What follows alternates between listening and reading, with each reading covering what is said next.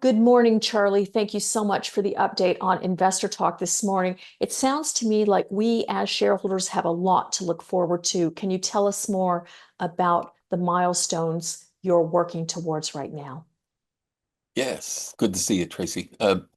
We're excited about the growth initiatives that we have in place.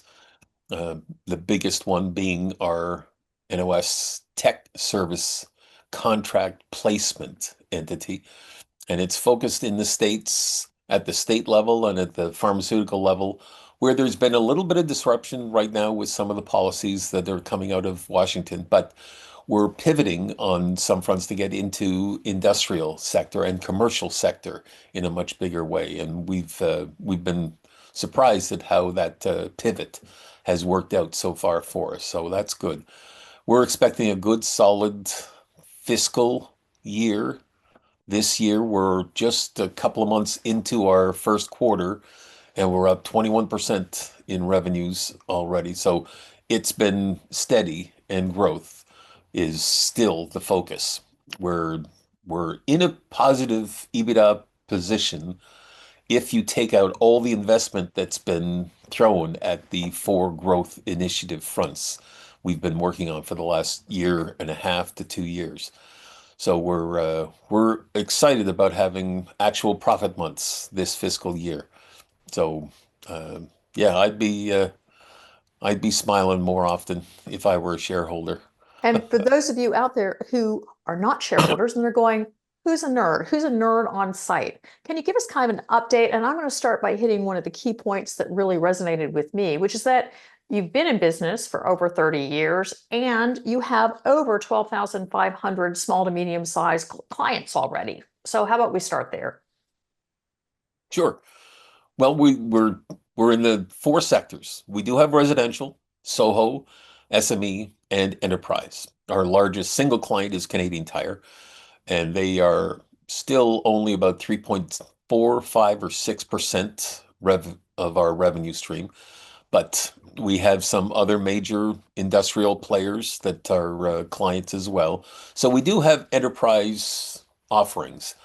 But yes, our sweet spot is the SME, the real power, the heart of global economy, and certainly Canadian and American economies. So we're still developing more product offerings for them, specifically on the cybersecurity front, to make certain that they are in a, we'll call it not just a protective stance, but a proactive protective stance. We have a commitment to data sovereign data custody, making certain that all of their data is kept by them and only them and not shared in any way, shape, or form, even when they're accessing AI tools like ChatGPT and such. We've developed a private LLM, large learning modules for them to make certain that they don't share their information with the rest of the world. And that is, I believe, going to become a much more penetrating concern as time goes on, once people start to realize that the commodity of their data is now quite literally, I believe, the largest commodity market in the world. It isn't traded on a public marketplace where we can witness it, but on the dark web, it's hundreds of billions of dollars worth of data trade taking place regularly. And it's all unknown, unbeknownst to the vast majority of people. Every now and then they'll see a breach of some sort with them, just recently Google and Microsoft. They don't realize that that data breach means that information was taken from those companies' files. It was reshaped, reconfigured, repackaged, and put out to market, sometimes within 24 hours, that fast. And so on the dark web, fresh data, personal identifying information is available for sale. And that means, you see ads, hear ads every now and then about somebody could put a mortgage on a piece of property of yours without you knowing it. It does happen. Money can be moved from bank accounts that you thought were secure. It does happen. And this is all because of those data breaches. They get enough pertinent information, private identifying information, that they can access assets of yours. When we were speaking earlier, we were discussing when does someone call a nerd? And you said calling a nerd is preventative. That is when it is most powerful. So, say I'm an individual investor and I've watched this interview and I'm like, when do I call a nerd? When and how do I get access to a nerd, Charlie? 1877 My Nerd will get you direct access to us immediately. And I think I mentioned, most people call when there's a fire. That means that something's broken or something's not working. And it needs to be fixed, which is fine. So the break fix, it may be the reason we come in to begin with. And then we'll help you become more aware of the danger when it comes to unprotected devices.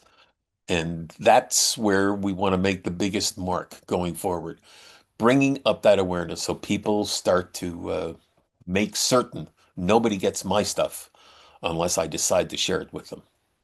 And you mentioned a product that's $39 a month. It sounds like, dear heavens, I got another problem with my computer. I don't know how to deal with it. Can you tell us a little bit more about that service? Yes, yeah. Our offering in that space is called Nerds Online.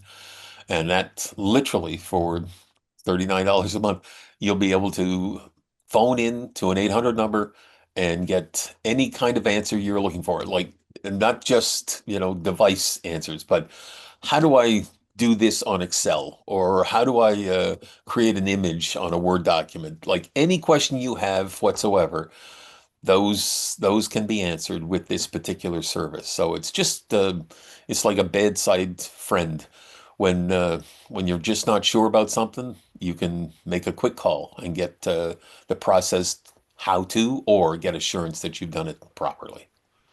Well, and of course, if I want to find out more about Nerds on Site, I go to the following website. Charlie, thank you so much for joining us today. And remember, everybody, their trading symbol is, of course, NERD, nerd. Thank you, Charlie. Thank you, Trace. Good to see you.